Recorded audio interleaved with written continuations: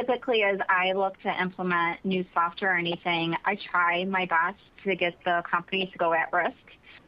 So that gives us a little bit more leverage to understand if this isn't going to work and it's not working after a period of time, the onus is also on them.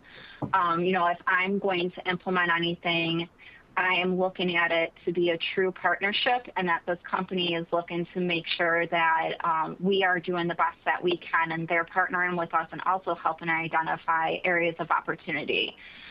So at one point, I had implemented an at-risk solution. Again, it was with the CDI team and my coding team.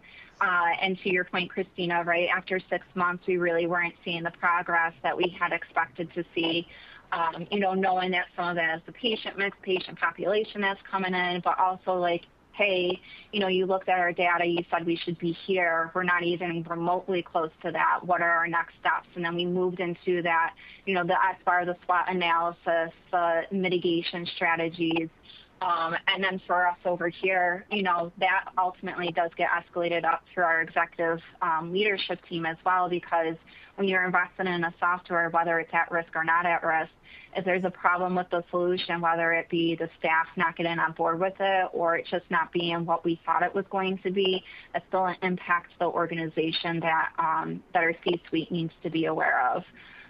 And so at that point, if the technology partner is not engaged, if they're not willing to help us identify it, or if we have spun our wheels numerous times and still aren't seeing it, that's where the benefit of being at risk allows us to cut our losses a little bit sooner. Sometimes you see, or at least I have seen in my career, the push for a 3-year, a 5-year contract. And when I do something new, especially if it's something new like AI solutions, I'm really, really being mindful of wanting to pilot that for a period of time.